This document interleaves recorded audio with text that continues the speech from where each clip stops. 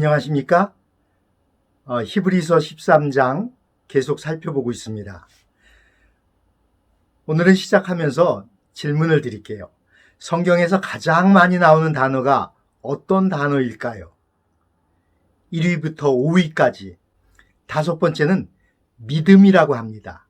믿음이 한 350번 정도 나오고요. 네 번째가 그 중요한 사랑, 700번 나온다고 합니다.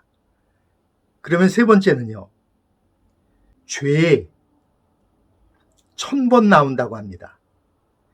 여기서 1위는 무엇일까요?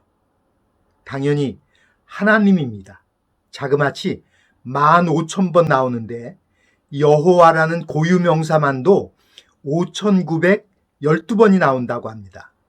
그렇다면 여기서 질문이요. 두 번째는 뭘까요? 네, 돈, 부, 재물 맞습니다. 3,200번 정도가 언급되었다고 합니다.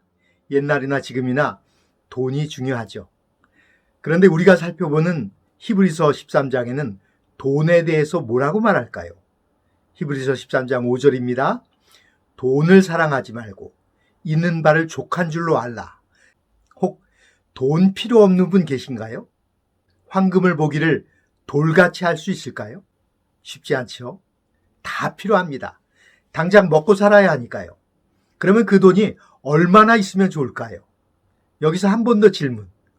역사를 통틀어 가장 큰 부자는 누굴까요? 미국의 경제 잡지 포브스에서 역사상 부자들의 순위를 발표한 적이 있습니다. 1위는 석유왕 록펠러. 그 당시 미국 경제의 1.53%를 차지했다고 한답니다. 그런데 이 록펠러에게 어느 기자가 질문을 했어요. 당신 세계에서 최고의 부자입니다. 근데 도대체 당신 재산이 얼마나 됩니까? 그랬더니 대답이 모릅니다. 지금도 계속 늘어나고 있기 때문에. 그래서 두 번째 질문을 했답니다. 그러면 도대체 어느 정도의 돈을 벌면 만족하시겠어요? 록펠러가 대답하기를 조금만 더. 돈 욕심이 그런 겁니다. 처음에는 돈을 필요로 해요. 실제로 살다 보면 돈이 필요하잖아요. 이 필요한 것은 하나님께 구하고 찾고 기도하고 그 돈을 얻기 위해서 열심히 노력을 해야 됩니다. 그런데 문제는 그 조금만 더에 있어요. 이 조금만 더가 멈춰야 할 때 멈추지 못하게 합니다. 그래서 돈에 필요한 단계를 넘어서 돈을 사랑하는 단계로 이끌고 가요.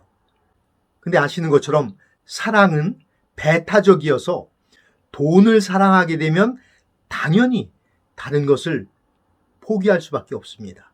때로는 명예를 포기하고, 때로는 진실을 포기하고, 때로는 사람을 포기하고, 심지어는 생명을 포기합니다. 하나님도 포기합니다. 예수님이 말씀하셨죠? 한 사람이 두 주인을 섬기지 못한다고요. 그러면서 너희가 하나님과 재물을 겸하여 섬기지 못하느니라. 하나님과 재물을 함께 사랑할 수 없다는 말이에요. 그래서 돈을 사랑하는 것이 일만하게 뿌리라고 말하는 것입니다. 히브리서가 기록될 당시도 마찬가지였습니다. 더군다나 그리스도인들 중에서는 많은 사람들이 노예나 가난한 사람들이었기 때문에 돈은 항상 부족했고 조금만 더 하다 보니 돈이 인생의 최고의 가치가 되기 십상이었습니다. 그런데도 히브리서는 돈을 사랑하지 말라고 말합니다. 오히려 있는 바를 족한 줄로 알라 이렇게 말합니다. 족한 줄로 여기는 것은 매일의 필요만 충족되면 더 이상 욕심내지 말라는 것입니다.